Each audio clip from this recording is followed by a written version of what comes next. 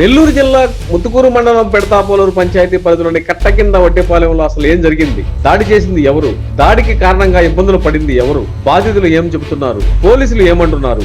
దాడి చేసినట్లు ఆరోపిస్తున్న వారు ఏ వాదన వినిపిస్తున్నారు? వడ్డేపాలెం ఘటనపై పూర్తి వివరాలు యంత్రీ కథనంలో చూడండి.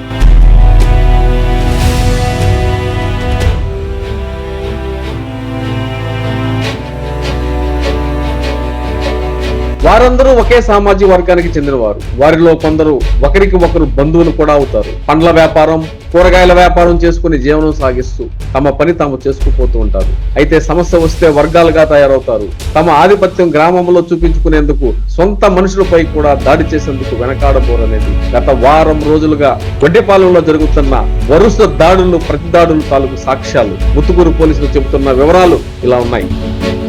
20 గంటల ప్రాంతంలో పెడతాపోలూరు వడ్డేపాలెం విలేజ్లో ఒక వర్గం ఇంకో వర్గం మీద దాడి చేసి గాయపరచడం జరిగింది. దాంట్లో భాగంగానే కొంతమంది ఇళ్లలో కూడా కిటికీ అద్దాలు పగలగొట్టడం జరిగింది. ఇంజూర్డ్ దాదాపు 5 నుంచి 6 మంది ఇంజూర్డ్ పర్సన్స్ ఉన్నారు. వాళ్ళందరినీ కూడా గవర్నమెంట్ హాస్పిటల్ నెల్లూరు పంపించాము. కేసు నమోదు చేశాము, దర్యాప్తు చేస్తున్నాం. ఎవరైతే దాడికి పాల్పడ్డాడో వాళ్ళ మీద గట్టి యాక్షన్ తీసుకొని వాళ్ళని జైలుకి పంపించడం జరుగుతుంది. Thank you.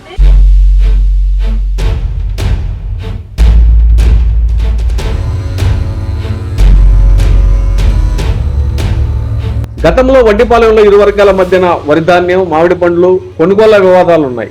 జూలై 11వ తేదీన 2 వర్గాల మధ్య జరిగిన గొడవ కేసులో గ్రామంలో కొందరికి నోటీసులు పంపించిన పోలీసులు మరలా ఎటువంటి ఘటనలు జరగకుండా పోలీస్ పికెట్ ఏర్పాటు చేశారు. పోలీస్ పికెట్ ముగిసిన 3 రోజుల తర్వాత మళ్లీ వడ్డేపాలెంలో ఘర్షణలు చెలరేగాయి. గ్రామంలోని ఓ వర్గానికి చెందిన సుమారు 10 ఇళ్లపై మరొక వర్గం వారు రాళ్లు, కర్రలతో దాడికి తెగబడ్డారు. ఇంటి తలుపులు, ఇంటి రేకులు, ఆటోలు, బైకులు ఇలా ఏది దొరికితే వాటిని ధ్వంసం చేశారు. అడ్డొచ్చిన కొందరిపై కూడా భౌతిక దాడులకు తెగబడగా కొందరికి తీవ్ర గాయాలయ్యాయి. రాళ్లు, కర్రలతో వడ్డేపాలెం రోడ్లు నిండిపోయాయంటే దాడి ఏ రేంజ్ లో జరిగిందో ఇట్టే అర్థమవుతుంది. అయితే గతంలో చేసిన దాడికి ప్రతిదాడిగా కొందరు చెబుతుంటే గ్రామంలో ఆధిపత్యం కోసమే ఈ వర్గ పోరని న్యూట్రల్ గా ఉంటున్న వారు అంటున్నారు. ఏదేమైనప్పటికీ క్షేత్ర స్థాయిలో ఈ రోజు చూస్తే పగిలిపోయిన ఇళ్ల తలుపులు, చెల్లా చెదురుగా పడిపోయిన బైకులు, ధ్వంసం అయిన ఇంట్లో సామాగ్రి, రాళ్ల దాడికి అద్దాలు పగిలిన ఆటోలు, గాయాలతో మనుషులు, ఇది వడ్డేపాలెంలో పరిస్థితి. అయితే ఈ దాడి తప్పెవరిది, బాధితులు ఎవరు అనేది పోలీసులు నమోదు చేసే కేసుల ఆధారంగా త్వరలోనే తెలియనుంది. ఏదేమైనప్పటికీ దాడికి సంబంధించి ఒక్కో వర్గం వారు ఒక్కో వాదన వినిపిస్తున్నారు. అయితే దాడి చేసిన వారు, దాడిలో బాధితులైన వారు ఇద్దరు ఒకే పార్టీకి చెందిన వారు అని చెప్పడం కొసమరుపు. ఇప్పటి నుంచో గూపు చేస్తున్నారు సార్. పోయినసారి వైసీపీ గెలిచినప్పుడు కూడా ఆడుకున్నాడు సార్. ఎవరైనా ఊళ్ళో ఉండేవాళ్ళు ఎవరైనా సరే వాళ్ళ పెళ్ళం కానీ మన పెళ్ళం పక్కన మనం కొడుకు అతను హామీని తీసుకోవాలి సార్. అతను హామీని తీసుకోలేని పరిస్థితుల్లో ఊరి మీద దాడి చేస్తారు సార్. ఇది చేసేది రవి సార్. అందరి లెక్కలో ప్రతి ఒక్క లెవెల్లో సార్. సరే ఇప్పుడు పార్టీ మారింది కదా, మన పార్టీ వచ్చిందని మేము సంతోషపడ్డాం సార్, ఆనందపడ్డాము.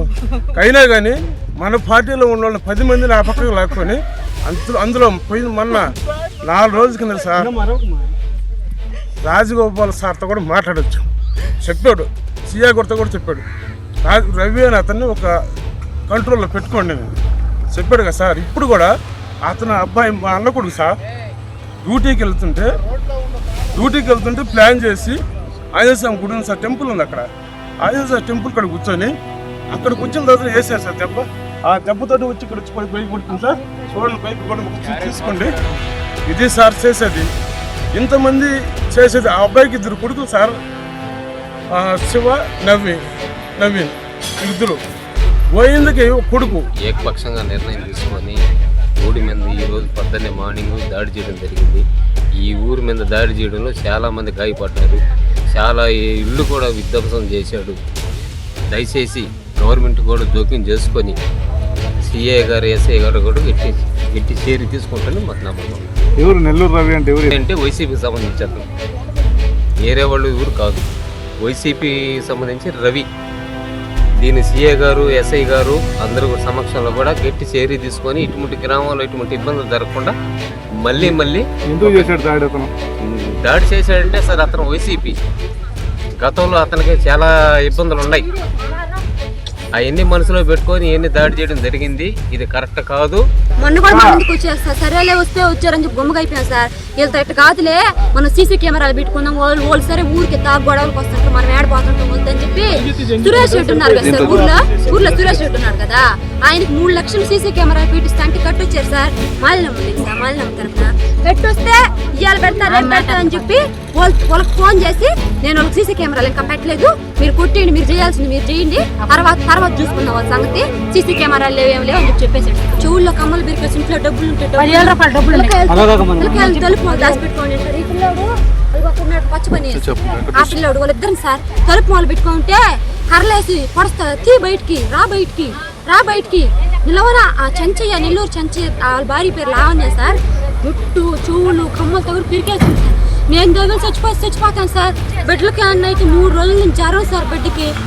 నేను వడ్లని వాళ్ళు పచ్చి మేము తెలుగుదేశం, మేము చిన్నప్పటి నుంచి మేము చచ్చింది కానీ తెలుగుదేశం. మేము వాళ్ళు రెవెన్యూ ఎక్కిని టమాటో పండు ఎత్తుకొని అమ్ముకొని వస్తుంటే ఆ సిడిపై కాడ ఆపి వాళ్ళు ఆత్మహత్య చేయాలని ప్రయత్నం ఇచ్చాడు.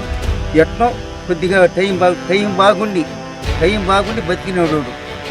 మేము ఏంద్రా కొట్టేసిన ఆడవాళ్ళు చెప్పేటప్పుడు మేము అందరూ కలపడ్డాం. మేము కలపడ్డది కరెక్టే, కలపడ్డప్పుడు అంతేగాని మేము సురేష్ రెడ్డి అనేవాడికి మేము దండం పెట్టుకోవచ్చు. ఆ సురేష్ రెడ్డి మమ్మల్ని కాపాడుతాడు, ఆ చంద్రబాబు రెడ్డి మమ్మల్ని కాపాడుతాడు. బాసం శెట్టి బాబాని అయిన వల్లనే ఈ గొడవలంతా కారణం సురేంద్ర అనే అబ్బాయి, కానీ అనిల్ అనే పిల్లోడు వల్లనే మొత్తం గొడవలు జరుగుతున్నాయి. వాళ్ళిద్దరూ ఆయన్ని చూసుకొని మమ్మల్ని దారిని వాళ్ళందరినీ ఆడవాళ్ళని మొన్న చూస్తే ఒక ఆడవాళ్ళని కొట్టారు, బైకులను కొట్టారు. ఈ రోజు రువై అనే అబ్బాయిని వస్తూ ఉంటే టమాటాలు బండి అమ్ముకుని ఆ స్పీడ్ బ్రేకర్ ఆపి కొట్టపోతే మేము అందరం మేము ఎదురు దారి చేసుకునే ఉన్నాము. కానీ ఇది ఏ గొడవలో కాదు, ఓడికే మాకు ఇదే గొడవ. నేను టమాటాలు బండి అమ్ముకొని వస్తుంటే గల్లారి నరసింహ కాడ స్పీడ్ బ్రేక్ కాడ ఆపి నన్ను కొట్టాలని ప్రయత్నించు కొట్టారు.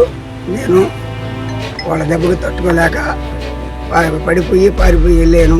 దీనికంతా కారణం బొసిశెట్టి కృష్ణబాబు అనే వ్యక్తి 3 టర్ముల నుంచి 3 గొంతులు కోసుకోరండి, 3 తలకాయలు తీసుకోరండి అని వాళ్ళకి సపోర్ట్ చేస్తున్నాడు.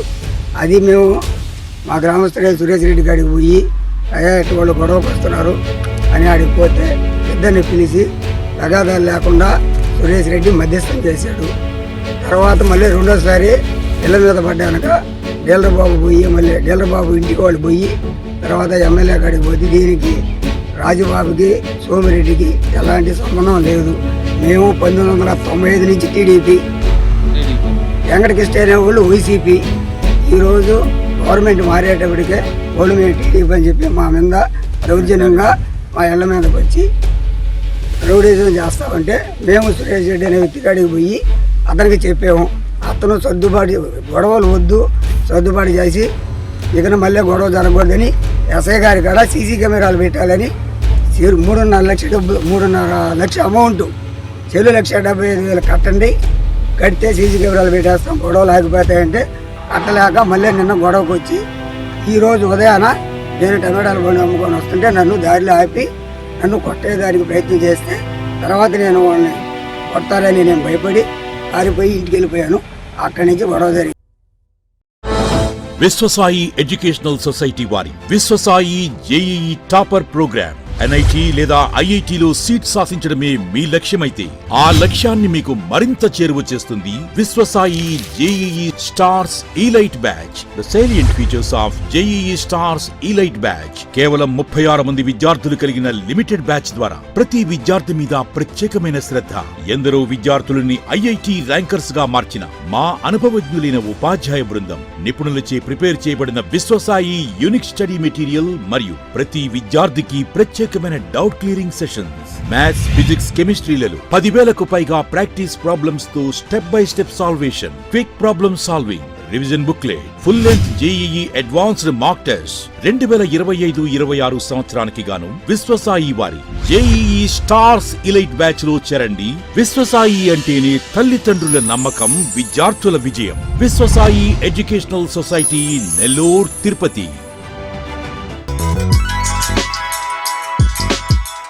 Hi Nilor, please subscribe to N3 TV.